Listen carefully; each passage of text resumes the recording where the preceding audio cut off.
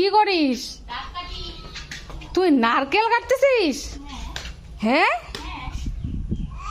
বাপ, আমি পারি না নারকেল কাটতে। তুই নারকেল কাটতে কবে থেকে শিখলি মা? হ্যাঁ সর্বনাশ, তার আগাটা যাবে পাকার মধ্যে লাগলে। তুই নারকেল কাটতেছিস, আমি আশ্চর্য হয়ে গেলাম। সর্বনাশ।